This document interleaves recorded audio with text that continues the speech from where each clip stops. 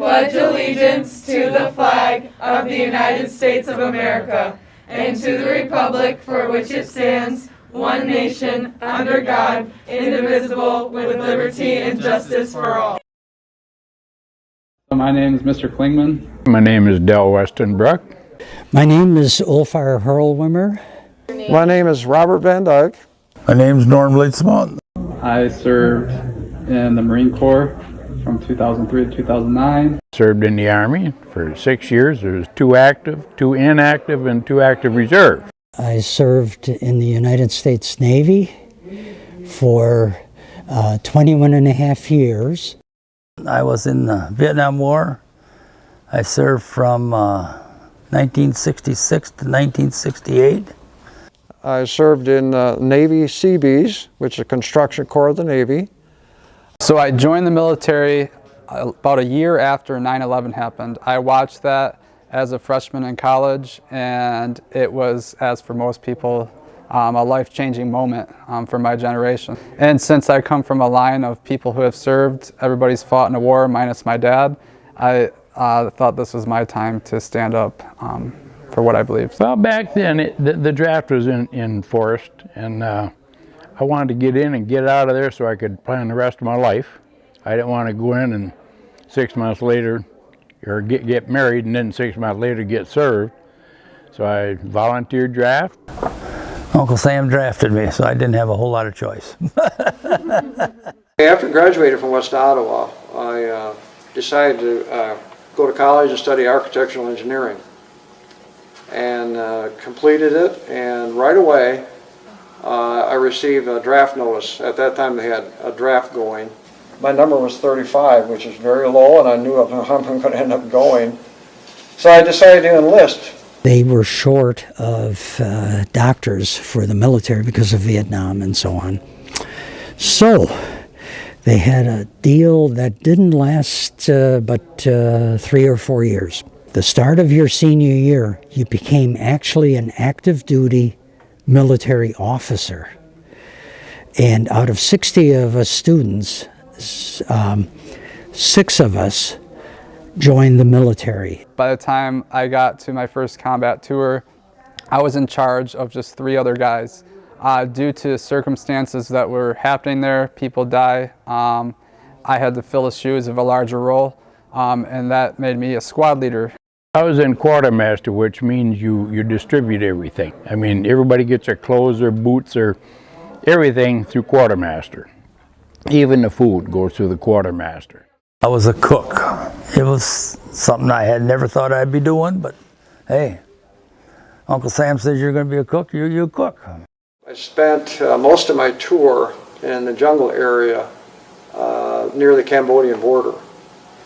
Our job was to clear jungle area and set up small, what they call fire base, and then helicopters would fly in with Marines, and we had to set up, perimeter protection. One of my favorite memories was going to Poland. We worked with 7 different nations over there, and we were practicing a beach invasion, so a beach assault. So we got to use World War II era LTVs, which are landing track vehicles, and rolled off the Baltic Ocean onto the beach. And since it was a lot of nostalgia for me, because these were the same type of boats that my grandfather used hitting the beaches in World War II. So it was a great moment for me because I'm a history teacher and a big history nerd. So combining all those things into one was a great moment for me. I guess the favorite one was when I got on that plane and knew I was coming home. I wasn't there yet, but at least I was on the plane and getting out of the country. He was vice president at that time under President Reagan. And I first saw him at the presidential suite. And our unit kind of adopted a couple little Korean boys. One was Bonzo, one was Joe. They were little fellows, 11 and 9, I guess. They had uniforms on. They had to do work just like we did. Had their chores to do, but gave me a greater appreciation for the United States. When you're in combat, all you want is to get home, but you take that home with you. When you're first get home, of course, you're excited. You get to see people you haven't seen in a long time that you never thought you'd see again. You get to enjoy the finer things like, cushions on chairs and real food. So after that wears off, that's where the hard parts hit. Many of us suffer from PTSD, myself included, and it was a long road with a lot of support to get back on track in life. Felt like kind of a stranger. I came back, and back then, you rode around town or what have you. Well, we'd ride over 8th Street. We didn't know anybody. Didn't know a soul. One of the changes of combat is the survivor's guilt, and I've seen many people where I should have died and I didn't. And I wanted to come back and have a positive impact on people. The training that I received, leadership. I started my own company years ago. Of course I had the architectural training, but I wanted to do both, design and build it. And so I had my own company and hired employees. And so the leadership qualities that I gained from the military were just, you can't even put a price tag on it. So we just came back home and that was it. But then you get back into life again. My wife, I didn't know her. Went on a blind date afterwards and we got married, and we've only been married 61 years yet. One of the things that I came out of the military with was I was in search of who am I? Bob Van Dyke, who am I as a person? Anyone that goes to war and sees combat, this is something that never goes away. It's with you for life. This is the wound. You may have come back in one piece, but you'll have a wound forever. I wouldn't trade it for anything, even though it was the most difficult year of my life. You see this one's on there, disabled American veterans and all that, you can appreciate what they all go through. I myself, I did not get hurt, but I've seen plenty of it. I go and choose to look at the positive in life and do my best to work through the other stuff. Don't wait for tomorrow. Do it now. You don't know what tomorrow may bring. Live now, plan for the future, and hope for the best, but enjoy every moment. Wherever you end up, whatever vocation, find a way in their community to give back. Do the best you can in anything and everything. Whether you like it or not, do your best, because you don't know what's going to happen in the future. Obey, respect parents, your elders, people in charge, whatever. Just say, I want to try to help a little bit, one person at a time. And that's the most important thing you have to remember. You don't have to be the best, but give your best, no matter what it is or where you go. I just appreciate what West Ottawa School does for the vets. It's a matter of choices.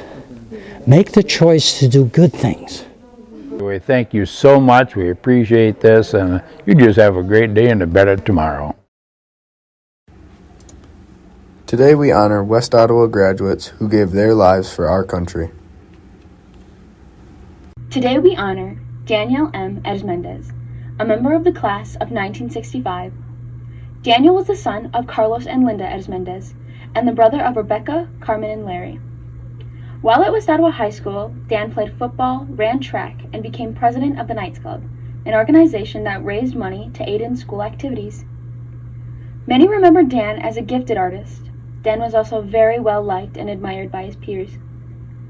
When Dan turned 18, he immediately joined the Marines and was sent to Vietnam to fight. Dan encountered no problems during this first tour of duty and could have come home to stay. Instead, he chose to return to Vietnam to fight in his second tour of duty. Marine Corporal Daniel M. Edmendez died in the vicinity of Quang Nam on May 29, 1968, while serving his country. He was 22 years old. Today we honor Robert Edwin Cannell, a member of the class of 1965. He was the only son of Bernard and Lois Cannell and brother to sisters Jennifer, Margie, and Valerie. Bob was extremely people-oriented. His friends said he had a good sense of humor and a kind heart. Bob was also intelligent, and that was one of the reasons people followed him. These qualities made Bob a good soldier. Bob was drafted into the Army in 1967. On a required military test, Bob earned the highest score ever to come out of the Detroit testing area. Because he did so well, he was offered the opportunity to enter flight school, which would require further training, but he chose to go to Vietnam to be with his buddies. Sergeant Knoll's quick actions and successful leadership earned him the Bronze Star Medal for heroism. He was commended for his exceptional courage, professional skill, and exemplary devotion to duty. Army Sergeant Robert Edwin Knoll died in Vietnam on September 27, 1968, while serving his country. He was 20 years old. Today we honor Terry Robert Meyer, a member of the class of 1965. He was the son of Mr. and Mrs. Robert V. Meyer of Holland and had two brothers, Jeff and Mark, and a sister, Susan. Terry was very athletic throughout high school, playing football for 1 year, basketball and baseball for 4 years, and running cross country for 3.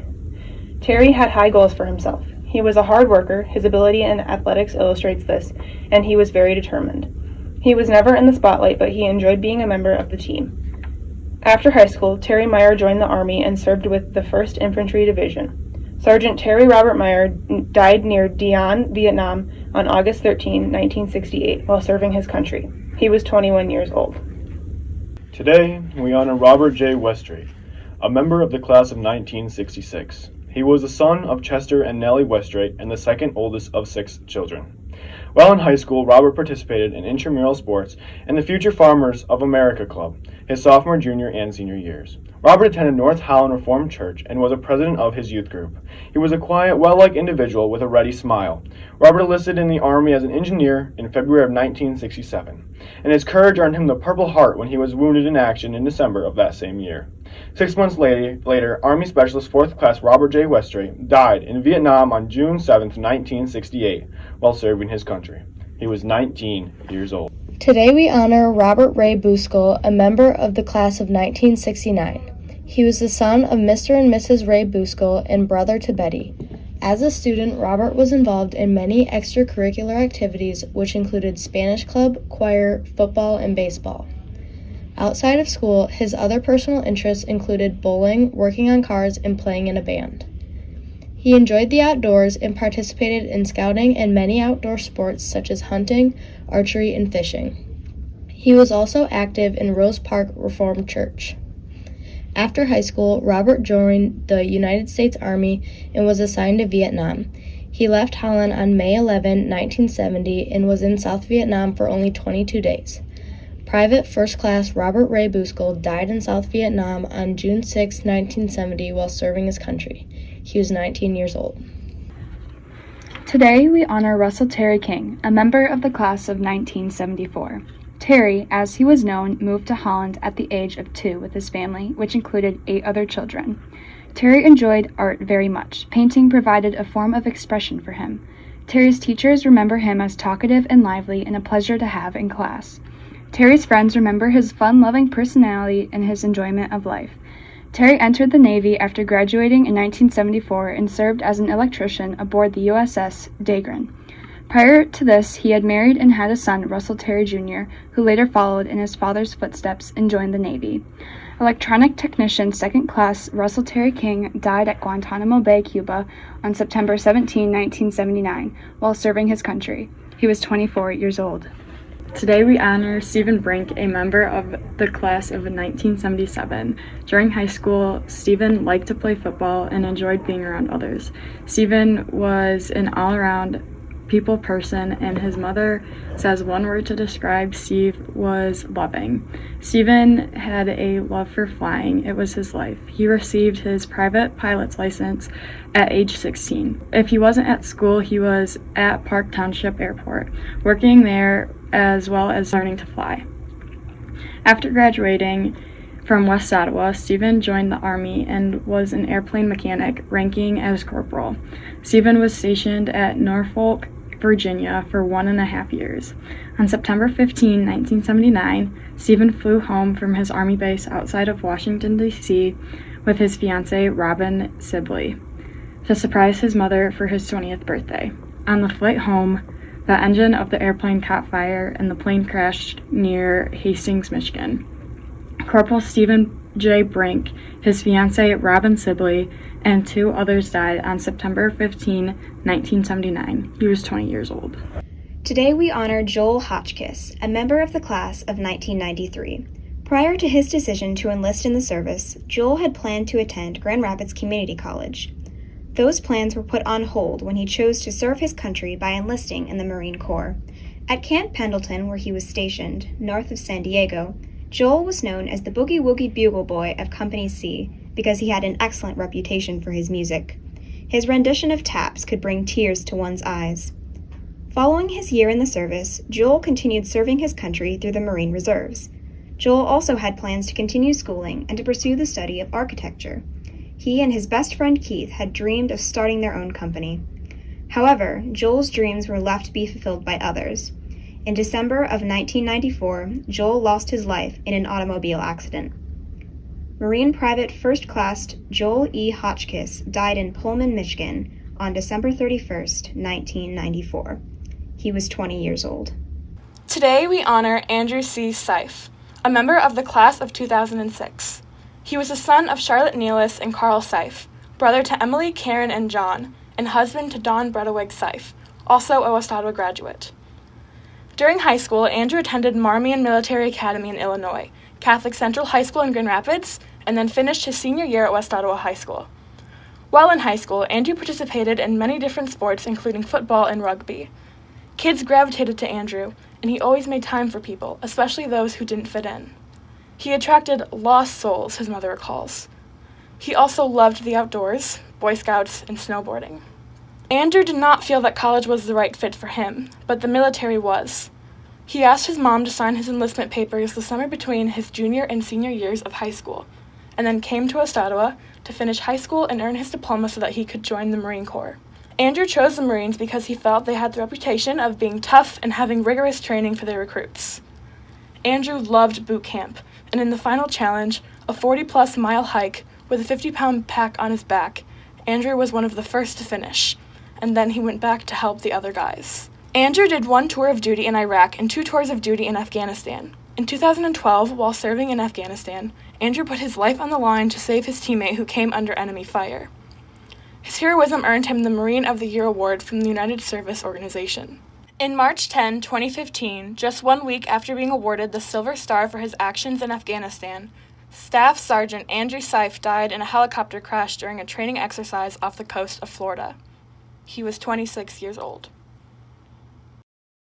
With deepest respect and highest tribute, we are now attentive to the call of the roll.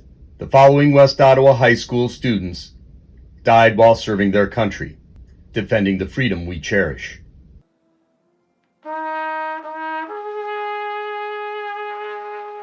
Daniel Arizmendez, class of 1965. Robert Canal, class of 1965. Terry Robert Meyer, class of 1965. Robert J. Westrate, class of 1966. Robert Ray Buskell, class of 1969. Russell Terry King, class of 1974. Stephen Brink, class of 1977. Joel Hotchkiss, class of 1993. Andrew C. Seif, class of 2006.